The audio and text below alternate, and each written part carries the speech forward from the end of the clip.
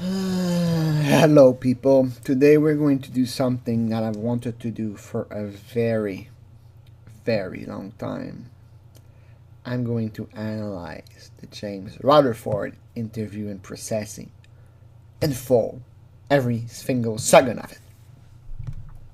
It's going to take a while with my usual ratio of 10 to 1, 10 minutes of talking for every minutes of video.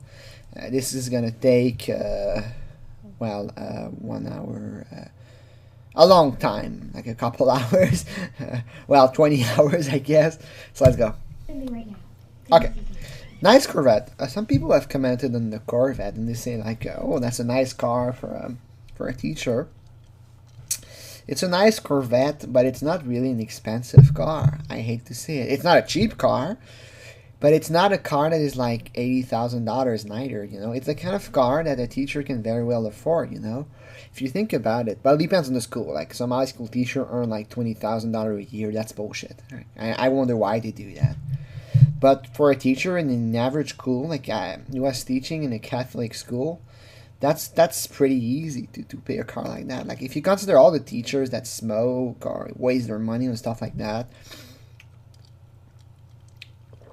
they could probably afford a car like that if they didn't have any other vice, So that seems like an okay car for James. Let's say, for example, the car, I don't know, our Corvette might be worth, I have no idea. My guess on that car is new. It was probably $35,000. That's my guess. I might be off. James probably bought it used for maybe $30,000. For a teacher is very reasonable. So if you divide by number of years, 25 years, 12 months, that's 300 payment of a couple. That would come to around $150, $200 a month. Very reasonable. I would never pay that for a car. Like I think it's a waste of money to pay like $200 a month is not that bad, but it's still a lot of money for a car that is hard to maintain. I'm not sure that with snow it's ideal to have a car like that. Anyway, so let's go. Okay, why do I like James so much? There's so much stuff to say about James. Like I hope I can do justice to that great predator. One part that always strikes me about James is that, holy shit, he's a tool. He is such a big moron. Like honestly, don't they do IQ tests before they pick a teacher? Like this guy is an idiot. He's so dumb. He's dumb and he's very anxious and he never shuts the fuck up. Like 1 hour 52 minutes.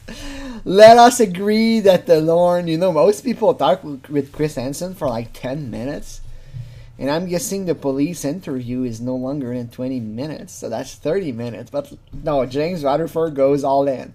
1 hour 52 minutes. Some of it is the processing, which is slightly less interesting. But if you just count the cop, it ends at 122. So 121, let's say 122. So that's 1 hour 22 like of him. He never shut the fuck up. And at one point, like Chris is very professional. At one point the cop had enough. They're like, look dude, shut up, Let's go.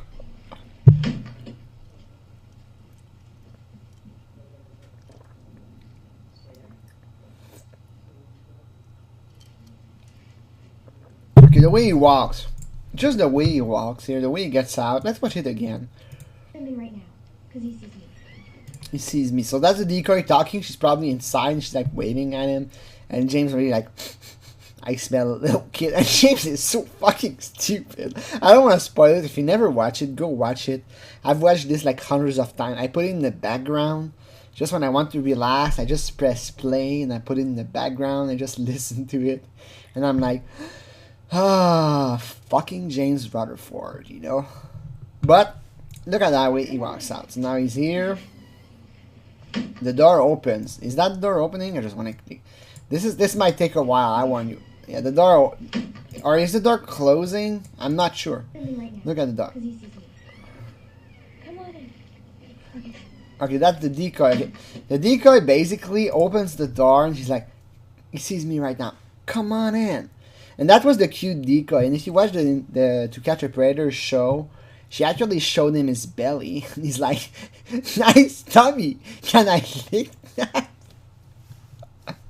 And she says like she's like 13 years old or something. I think she was 13. I think she was like 13 or 12. If she's 15, I'm a little bit less angry because 15 is almost 16, 17. And that might be legal in some states, you know. I really prefer 12, 13 years old. Those are perfect age. When a guy wants to have sex with a 12, 13 years old girl, I know I can hate him with all my might. And I would like, I won't feel guilty about it. Like, fuck those people. But 15, you know, depending on the age of the guy, if the guy is like 19 and the girl is 15, I'm like, not sure. But I hope she's 13, at least 13, 14. So now she just opened the door. She's like, come on in. And she closed the door and she leaves. This reeks of a trap. Like, this just screams like, beep, beep, this is a trap. You know, when I go to meet my girlfriend, like, I park in front of her door and she just opens. She's like, Nathaniel, come on in. And she closed the door and she runs away. But James doesn't think about that. And look at how he's dressed. Like, look at how he walks.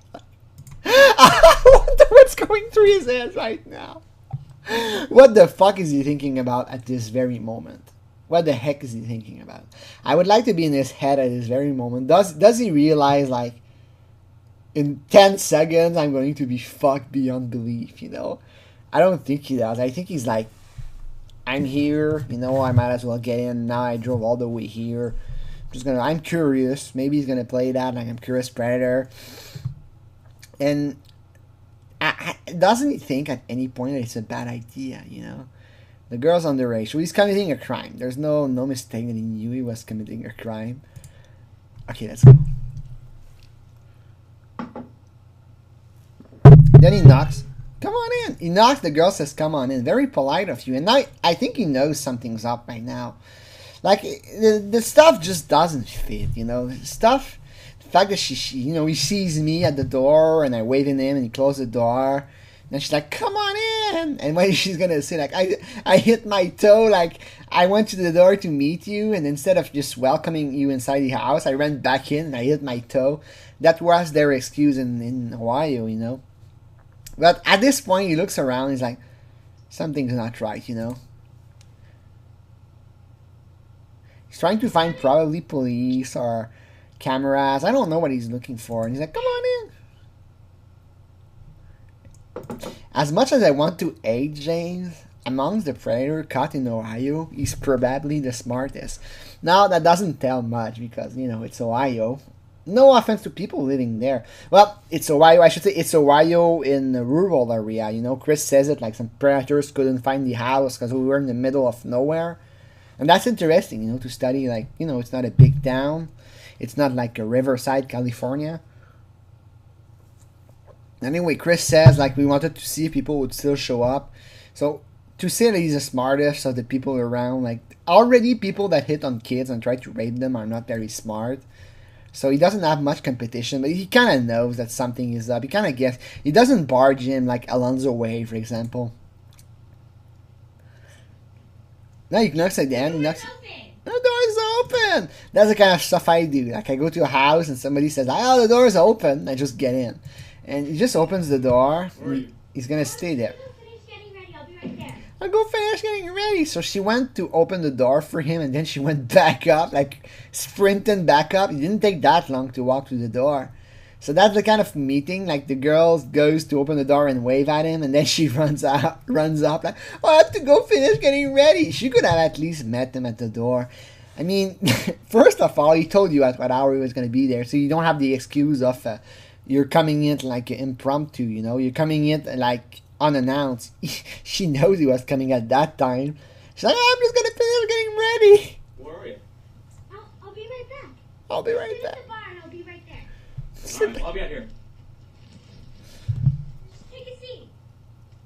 Come here. Come here. And during the broadcast, NBC, Chris says, like, the predator asked to see his prey. And he does, because I think that was the first investigation where he used webcams to show like the decoy online. But it's like, come here. But at this point, if he doesn't know that it's a sting, I mean, it's so obvious. The response that she says, "I'll be right back. Let's sit at the bar." It's just weird. Like you chat with that girl, and I don't know how long you chat with that girl, but I'm guessing probably a while. For sexual conduct with a minor. That's the best part. You don't have a lawyer. Oh, that's not the PJ, huh? Perverted justice. Welcome to every parent's worst nightmare. So he's been chatting like 3:18 to 3:26, so 8 days. So you chat with a girl for 8 days and you share like a lot, you know. It's not the pornography.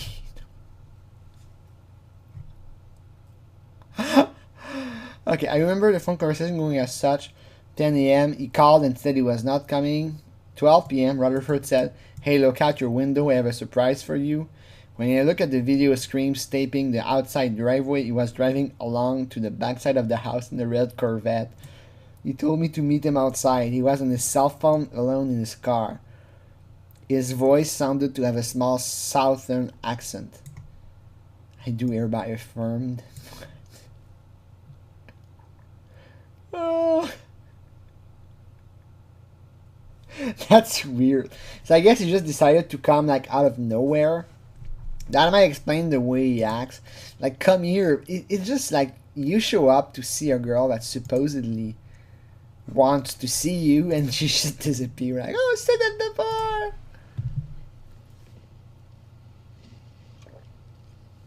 No, I promise I'll be right back. You can see the decoy was kind of stuck. You know, like, I promise I'll be right back. It's probably Dell that was like saying like, "Tell him you'll be right back." You know, she was whispering like, "Yeah, give me a second." And James like, "No, come here." Why? Why does he act like that? Like the way he has like, "No, come here." There are only two outcomes. Either she doesn't come, and then what do? You just leave and go home. And she comes, and it's not really polite of him what he said. And you come, and she comes down, and she's like, "Yeah, me. What do you want?" He's like, "Oh, I wanted to see you." And it's kind of awkward. I don't know. James is a fucking idiot. I just don't understand, like, is a pro. What was his plan? Let's say, in his mind, what was going to happen? He was going to show up to the door. And how old is that girl? I want to see how old she is. 13 years old. There we go. She's a 13. So he was going to go to the door. The 13-year-old girl, home alone, was going to meet her. And they were going to do, like, what? "Hey, how are you, James?" "Hey, how are you, Cincy?" Is that her name? Danica, of course. "Hey, how are you, Danica? Let's go watch a movie and hang out." It's just bizarre. His plan is not consistent. If you study James Rutherford plan, like for the day, it's not consistent.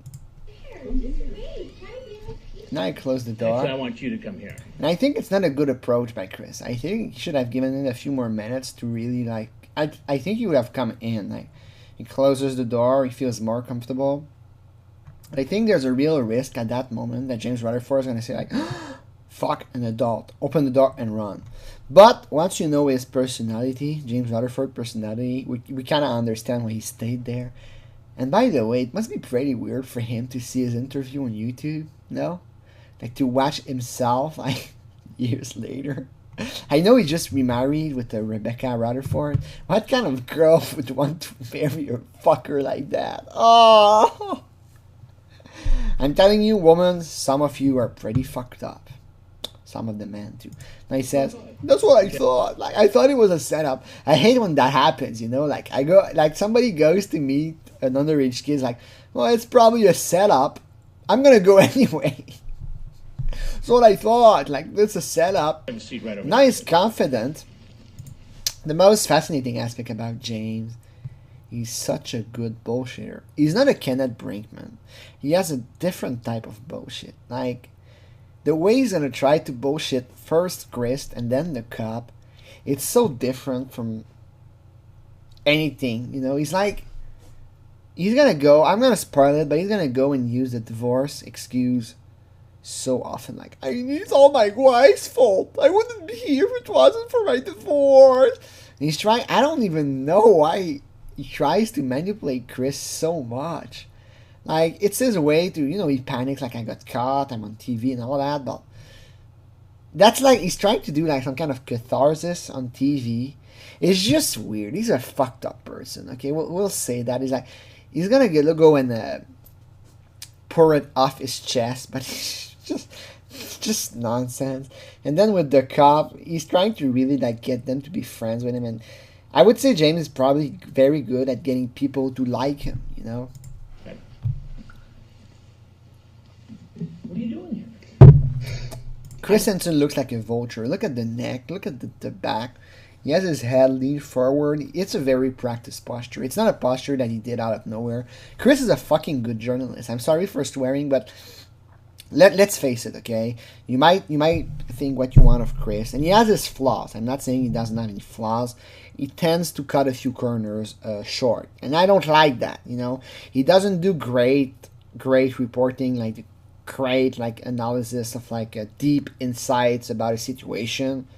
But when it comes to entertainment, Chris is the best, you know? At what he does, Chris Henson is unbeatable. So the way he stands like a vulture, and the way he asks the man to sit down, and you'll notice Chris is always standing.